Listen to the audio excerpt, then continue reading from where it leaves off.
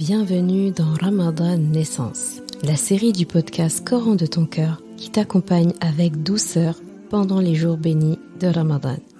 Je suis Zeynep, enseignante et éternelle étudiante du Coran.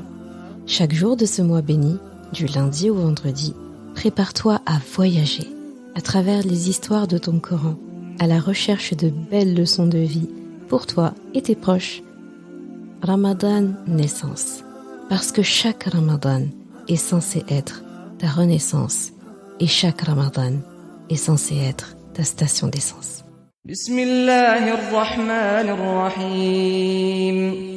وإذ نادى ربك موسى أن ائت القوم الظالمين قوم فرعون ألا يتقون قال رب إني أخاف أن يكذبون ويضيق صدري ولا ينطلق لساني فأرسل إلى هارون ولهم علي ذنب فأخاف أن يقتلون قال كلا فاذهبا بآياتنا إنا معكم مستمعون فأتيا فرعون فقولا إنا رسول رب العالمين أن أرسل معنا بني إسرائيل قال ألم نربك فينا وليدا ولبثت فينا من عمرك سنين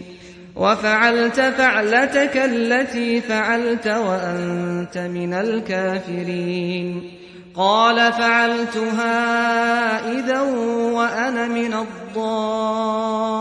الضالين ففررت منكم لما خفتكم فوهب لي ربي حكما وجعلني من المرسلين وتلك نعمة تمنها علي أن عبدت بني إسرائيل قال فرعون وما رب العالمين قال رب السماوات والأرض وما بينهما إن كنتم موقنين قال لمن حوله ألا تستمعون قال ربكم ورب آبائكم الأولين قال إن رسولكم الذي أرسل إليكم لمجنون قال رب المشرق والمغرب وما بينهما إن كنتم تعقلون قال لئن اتخذت إلها غيري لأجعلنك من المسجونين قال أولو جئتك بشيء مبين قال فأت به إن كنت من الصادقين فألقى عصاه فإذا هي ثعبان مبين ونزع يده فإذا هي بيضاء للناظرين قال للملأ حوله إن هذا لساحر عليم يريد أن يخرجكم من أرضكم بسحره فماذا تأمرون. Et lorsque ton Seigneur appela Moussa, « Rends-toi auprès du peuple injuste, peuple de Pharaon, ne craindront-ils pas ?» Il dit, « Seigneur, je crains qu'il ne me traite de menteur, que ma poitrine ne se resserre et que ma langue ne soit pas déliée. Envoie donc Haroun. Ils ont un crime à me reprocher et je crains qu'ils ne me tuent. » Mais Allah lui dit, « Jamais. Allez tous les deux avec nos miracles. Nous resterons avec vous et nous écouterons. Rendez-vous donc tous les deux auprès de Pharaon, puis dites, nous sommes le messager du Seigneur de l'univers, pour que tu renvoies les enfants d'Israël avec nous. Pharaon dit, ne t'avons-nous pas élevé chez nous tout petit, et n'as-tu pas demeuré parmi nous des années durant de ta vie? Et puis tu as commis le méfait que tu as commis en dépit de toute reconnaissance. Je l'ai fait, dit Moussa, alors que j'étais encore parmi ceux qui s'égarent. Je me suis donc enfui de vous quand j'ai eu peur de vous, puis mon Seigneur m'a donné la sagesse et m'a désigné parmi les messagers. Et est-ce là un bienfait de ta part que tu me rappelles avec reproche, alors que tu as asservi en esclavage les enfants d'Israël? Il dit, Pharaon, et qu'est-ce que le Seigneur de l'univers? Il dit, Moussa, le Seigneur des cieux et de la terre et de ce qui existe entre eux, si seulement vous pouviez en être convaincus. Il dit à ceux qui l'entouraient, mais n'entendez-vous donc pas?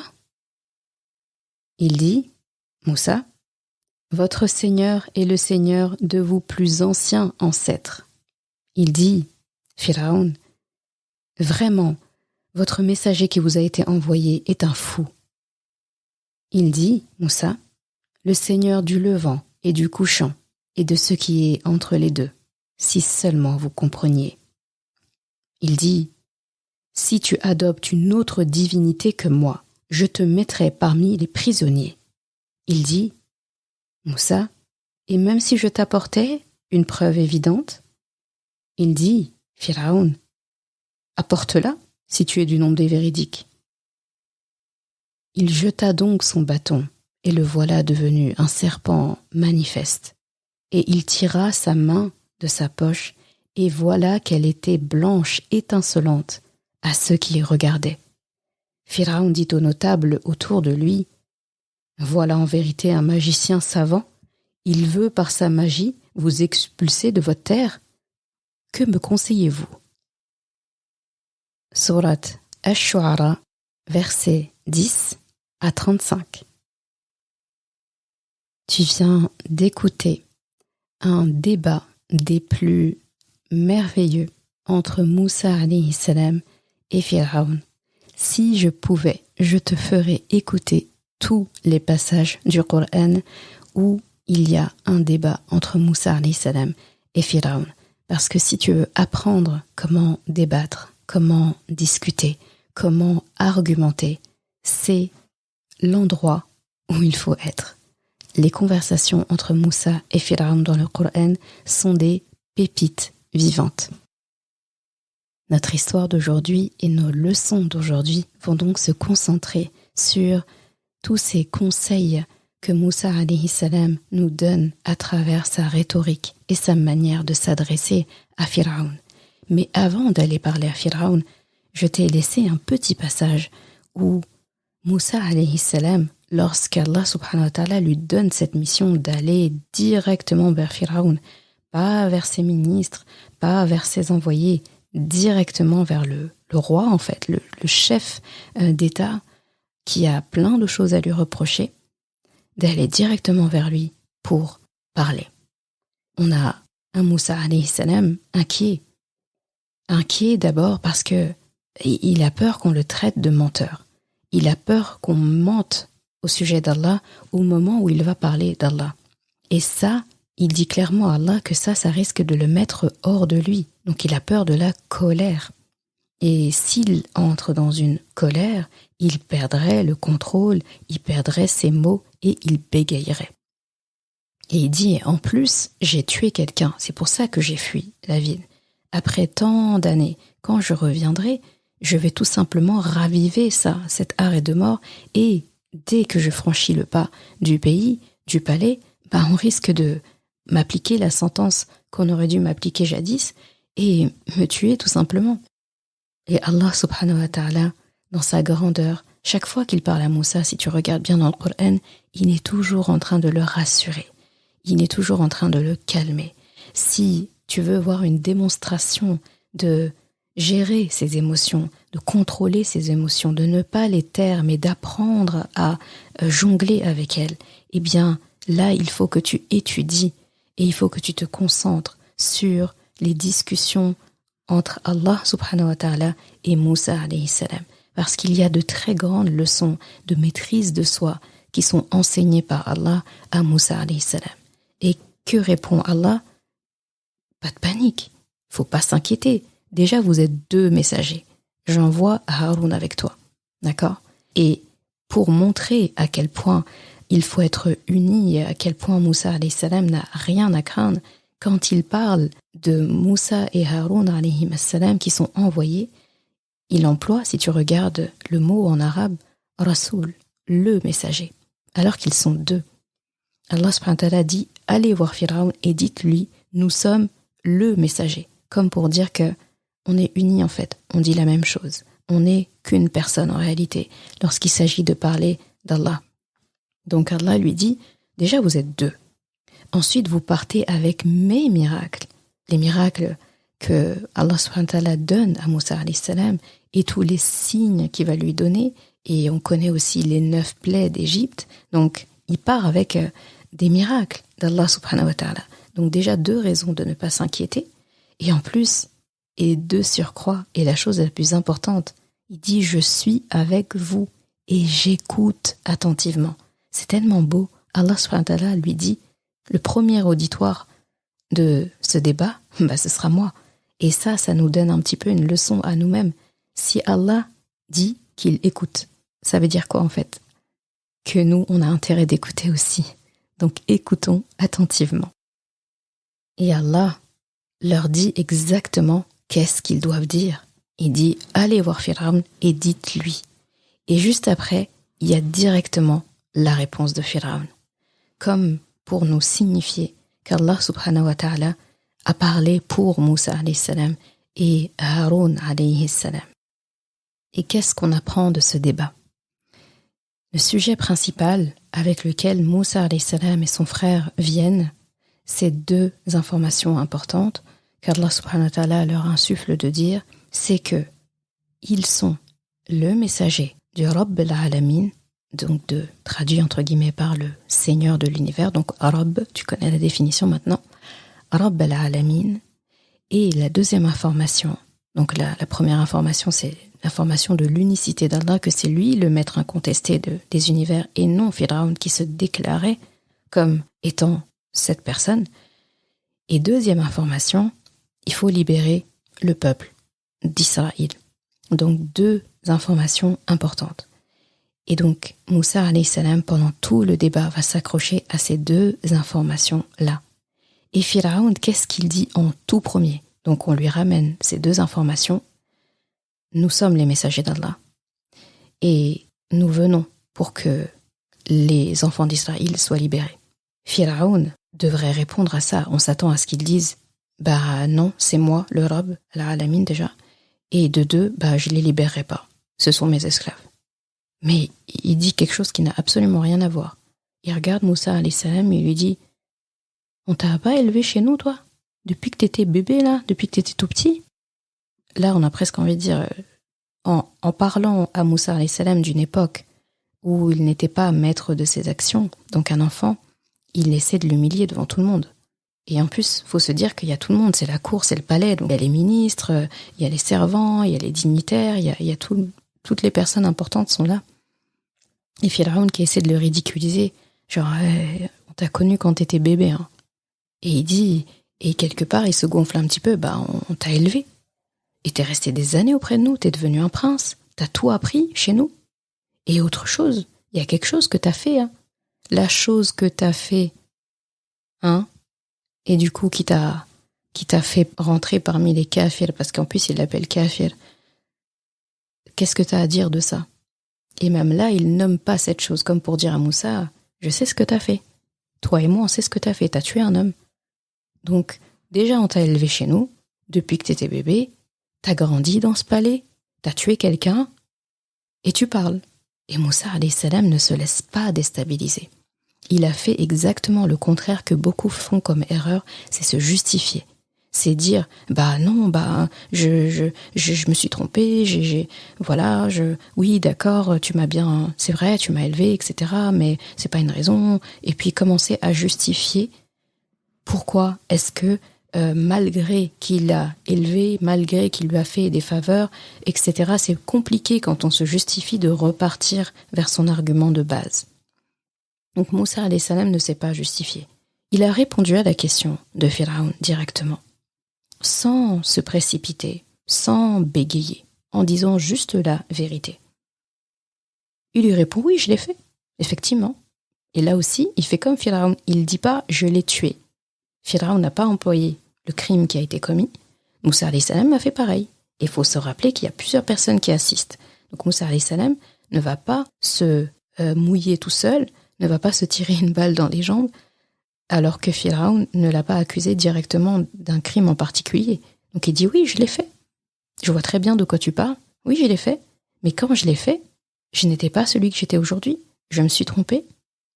Il ne nie pas les faits, effectivement. Donc là, du coup, il tue complètement l'argument de Pharaon.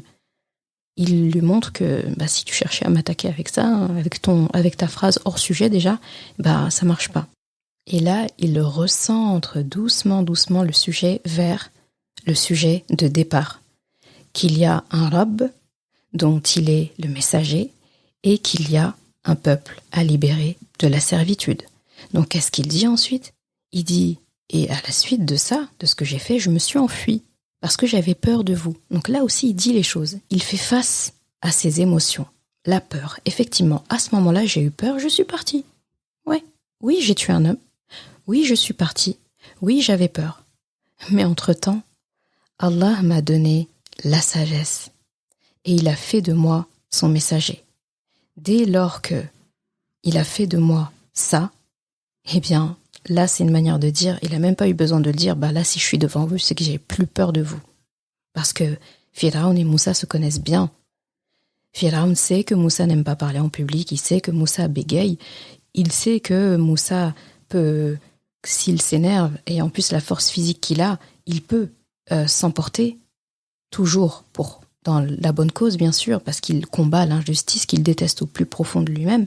Donc, Pharaon sait tout ça.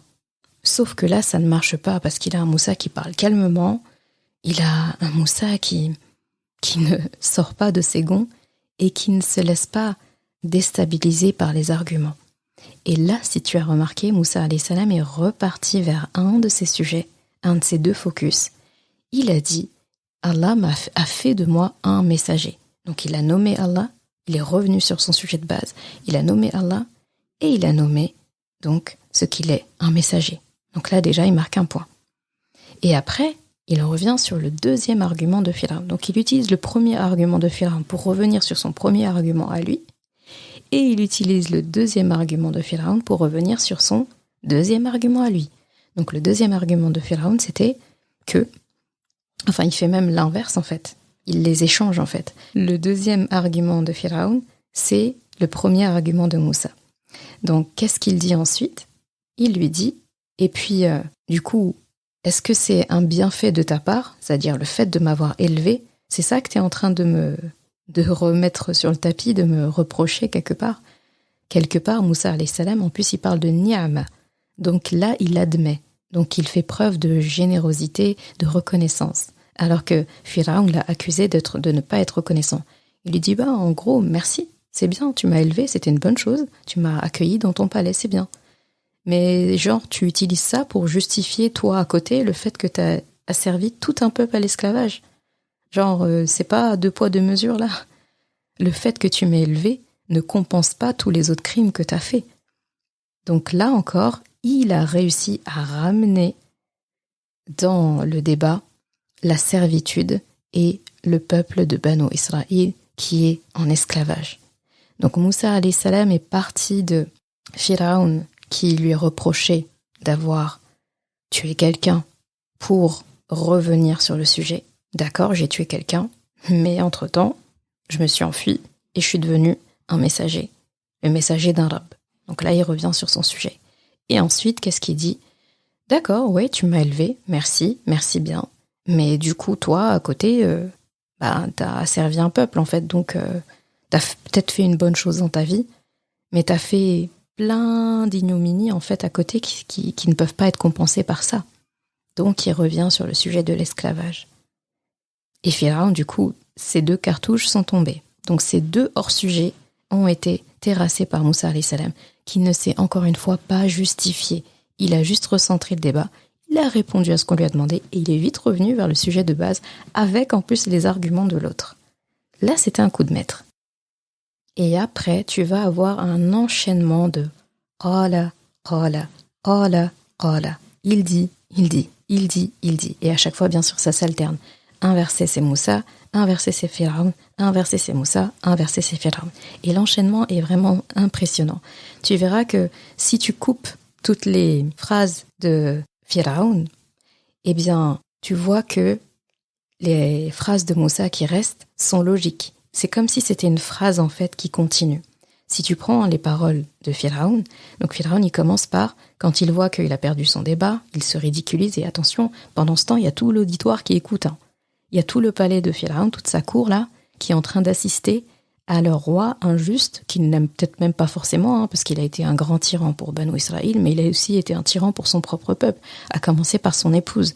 Donc eux, ils doivent être un peu perturbés déjà de voir quelqu'un qui vient du désert et qui réussit à contrecarrer leur roi comme ça. Ils doivent se dire « Ouh là là, c'est chaud !»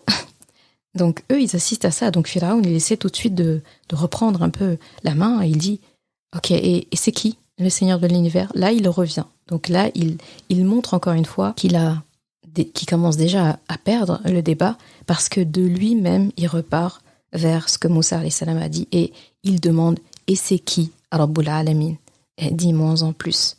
Et Moussa alayhi salam qui dit « Ah, bah, tu veux savoir? Je vais te répondre là aussi. Ça tombe bien, c'était mon sujet de base. » Et Moussa alayhi salam qui commence à répondre. Et là, il répond « C'est le Seigneur des cieux, de la terre et de ceux qui existent entre eux. » Et après, il dit « Si seulement vous pouviez être convaincus. » Donc regarde là aussi comment il répond pas seulement à Firaun, il répond au pluriel. Donc il s'adresse à tout l'auditoire, à toute l'assemblée, et plus seulement Firaun. Donc là, c'est une autre technique très intelligente dans le débat que Moussa alayhi salam emploie, c'est le fait d'inclure tout le monde et de gagner le cœur du public. Donc en s'adressant seulement à Firaun, s'ils étaient en train de débattre tous les deux, parce que Firaun, lui, il parle qu'avec Moussa, il cherche à ridiculiser Moussa. Alors que Moussa alayhi salam, son message est clair, son but est clair, il n'a pas besoin de s'éparpiller, il n'a pas besoin de s'emporter, il parle calmement. Et il sait tellement de quoi il parle qu'il fait bénéficier toute l'assemblée. C'est quelqu'un qui est à l'aise qui peut faire ça. Quelqu'un qui est tendu, qui cherche ses mots, qui se perd dans ses paroles, qui commence à faire venir l'ego dans ses paroles, qui se justifie, qui se sent attaqué parce qu'on lui a lancé une pique personnelle comme Firaun a fait.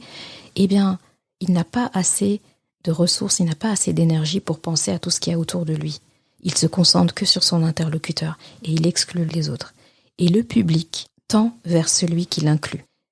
Le public, lorsqu'il sent que le débat est entre deux personnes et qu'on ne le mentionne pas, on ne le calcule pas, eh bien, on perd un peu l'auditoire. Alors que si on inclut le public, le membre du débat qui va inclure le plus le public va gagner le public. Et Moussa alayhi salam le maîtrise parfaitement. Donc il répond là, c'est comme s'il dit « je vous fais une faveur, je vous réponds à tous ». Et donc, prenons seulement que les phrases de Moussa alayhi salam. Donc Moussa alayhi salam dit, donc le Seigneur des cieux et de la terre et de ceux qui se trouvent entre eux, si seulement vous étiez convaincus. Et ensuite il dit, votre Seigneur est le Seigneur de vos plus anciens ancêtres. Et ensuite il continue, le Seigneur du levant et du couchant et de ce qui est entre les deux, si seulement vous compreniez. Donc Moussa alayhi salam, si on prend juste ses répliques à lui, sans celle de Firaun, ça se fait une suite logique en fait. On a l'impression que c'est une phrase qui coule de source, qui parle que d'Allah. Donc là, il décrit Allah avec des faits qui touchent tout le monde en fait. Il parle du levant, du couchant, il parle de leurs ancêtres à ces personnes-là, et il parle des cieux, de la terre, de ce qui se trouve entre les deux, donc les êtres humains, la faune, la flore. Donc il parle que de choses auxquelles les gens peuvent se référer. Donc il touche les cœurs. Firaun, lui, quand on prend ses répliques à lui tout seul, elles n'ont ni queue ni tête. Parce qu'il commence par dire « Ok, c'est qui ton Rabb? C'est qui Rabbul Alamin ?» Dans la phrase d'après, il dit « Vraiment, votre messager qui vous a été envoyé est un fou. » Donc là aussi, il se ment à lui-même, parce que pour la première fois, il parle de Moussa alayhi salam en parlant de messager. Donc lui-même, sans s'en rendre compte, il se trahit, parce que dans son inconscient, il dit lui-même que Moussa est le messager d'Allah. Donc là aussi, Moussa alayhi salam marque un point. Firaun se contredit et reprend le même vocabulaire que son adversaire. Et après, il dit, Là, il commence un peu à s'énerver. Il dit, si tu adoptes une autre divinité que moi, je te mettrai parmi les prisonniers. Donc là, Pharaon a perdu le débat. Quand la personne, en fait, commence à menacer, à faire du chantage, à employer la force, c'est qu'elle a perdu. Quand les mots ne suffisent plus, quand les arguments ne suffisent plus, et qu'on en vient, entre guillemets, aux mains, aux menaces, eh bien, c'est la preuve que le débat est terminé. Donc Moussa alayhi salam, à partir de ce moment-là, il sait que c'est gagné. Il a gagné le débat, il a gagné le cœur de l'auditoire, il a fait passer son message, il a ridiculisé Pharaon par ses propres attaques. Et Moussa, malgré la menace, encore une fois, une autre leçon, ne se laisse pas intimider. Il ne prend pas peur. D'accord ? Il n'a pas peur de la prison. Quelqu'un qui a vécu dans le désert autant de temps, qui s'est débrouillé, qui s'est enfui et qui revient, il n'a pas peur de la prison. Donc Moussa alayhi salam continue calmement en disant, après qu'il le menace de l'emmener en prison, il lui dit « Et si je te montre une preuve ?» Donc c'est comme si en quelque sorte il lui disait « Allez, calme-toi, on va pas en venir jusque-là, laisse-moi au moins t'expliquer. » Et Pharaon, il sait plus, il a plus d'arguments, donc en fait il est dans la réception de l'information. Il n'a plus de quoi donner, donc maintenant il prend tout ce qu'on lui donne. Donc Moussa lui propose, lui il dispose. Donc Moussa alayhi salam lui propose des signes. Il dit vas-y, montre-les si tu dis la vérité. Et là encore, il essaye un peu de capter son auditoire. Et d'ailleurs, dans son plaidoyer, Pharaon, à un moment donné, il dit « Mais vous entendez pas ? Mais vous avez pas entendu ce qu'il dit ?» Donc les phrases de Pharaon sont dénuées d'arguments, ce sont que des attaques. Votre messager est un fou, mais vous entendez pas ce qu'il dit, et si tu continues, je vais te mettre en prison. Donc là, il n'y a aucun argument, il n'y a aucune explication, il n'y a que des attaques, et il n'y a que de l'ego, et il y a de la perte de contrôle.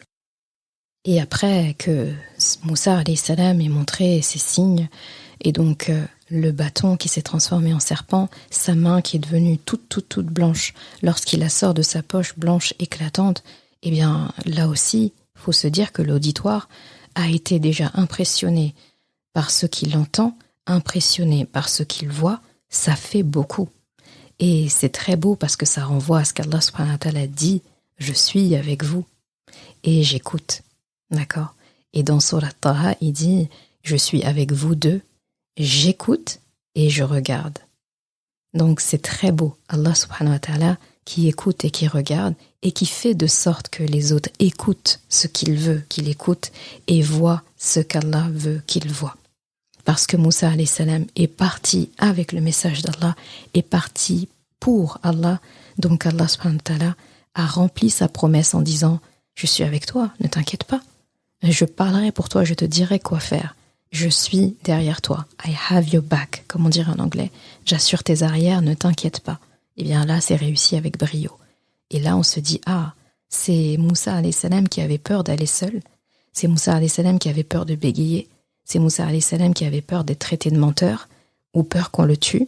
Eh bien, c'est lui qui gagne le débat avec brio. Et à la fin, Pharaon est tellement désemparé que celui qui se déclarait Rabbul Alamin se tourne vers les notables, donc vers les plus importants des personnes autour, parce que finalement, c'est de eux qu'il a intérêt de gagner l'attention, parce que quand on est roi, le roi, la personne dont il a le plus peur, finalement, c'est l'armée, c'est ceux, en fait, qui ont la force, parce que si eux, il les a pas dans sa poche, ils peuvent se retourner contre lui et il n'est plus personne.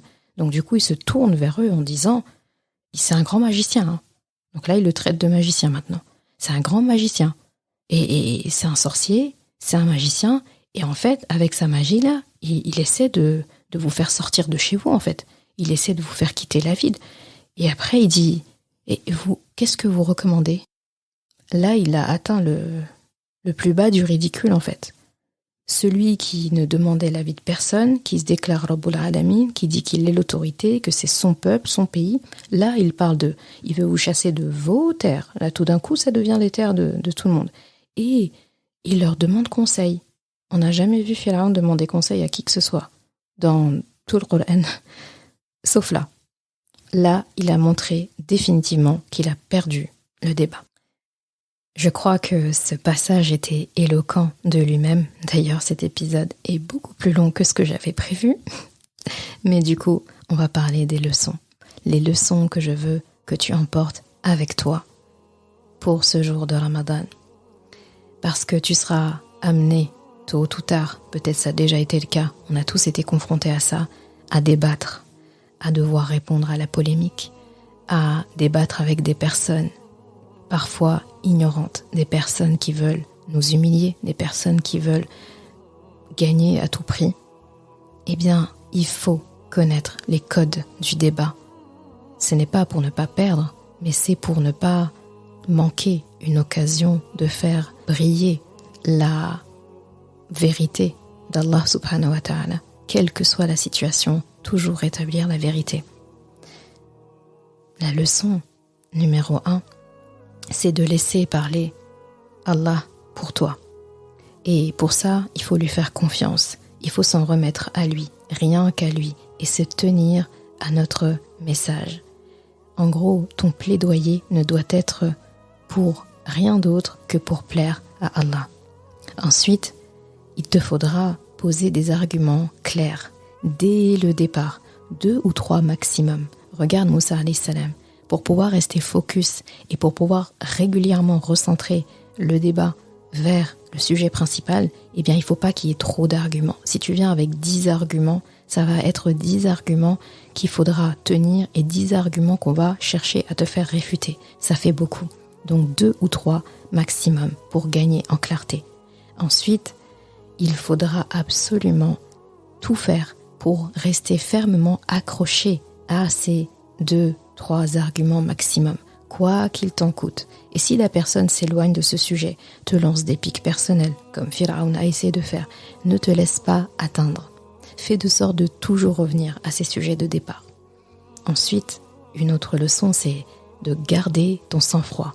Rester classe et fair play comme Moussa alayhi salam, qui a finalement respecté, si tu as regardé, tous les codes de la bonne communication qu'on a vu dans un épisode dédié. Sa parole a été sadida, elle a été pertinente, elle a été meysura, simple à comprendre, à assimiler. Elle a été layyina, comme Allah lui a dit, dis-lui des paroles gentilles, douces. Moussa alayhi salam est resté poli, il est resté correct. Sa parole a été balira, éloquente. Là, je pense qu'on n'a pas besoin de faire de dessin. Elle a été ma'roufa, donc il a dit des paroles convenables, des paroles qui sont reconnues dans les codes de la convenance et de la bienséance. Il a eu une parole karima, donc il a été doux, correct, il a été généreux. Moussa alayhi salam, il aurait pu répondre sèchement, etc. Mais il a été généreux dans les explications, généreux dans les informations, généreux dans la rhétorique. Et Pharaon, lui, il a fait tout le contraire. Il a été impertinent, agressif, il a fait du hors-sujet à plusieurs personnes, il a été moqueur, il a cherché à humilier. L'autre leçon, c'est que celui qui cherche à humilier son interlocuteur ne récoltera que de l'humiliation lui-même de la part de son auditoire, tôt ou tard. Et enfin, ne t'adresse pas qu'à ton interlocuteur. Inclus les autres personnes présentes. Parce que si ces personnes sont là, c'est qu'elles ont une part et elles ont un rôle à jouer. Parce que sinon, si elles ne servaient à rien, eh bien dans ce cas, il faudrait s'isoler avec ton interlocuteur et ne parler qu'avec lui. J'espère que cette conversation très haute, très intéressante entre Moussa alayhi salam et Pharaon, il y en a plein d'autres dans ton Coran, t'aura donné une belle perspective, toi-même, lorsque tu seras amené à discuter avec une personne qui ne veut pas comprendre, avec une personne qui a les traits de l'ignorance, avec une personne qui cherche à te mettre au pied du mur. Qu'Allah subhanahu wa ta'ala délie ta langue, raffermisse et élargisse ta poitrine et te fasse comprendre de ceux à qui tu t'adresses.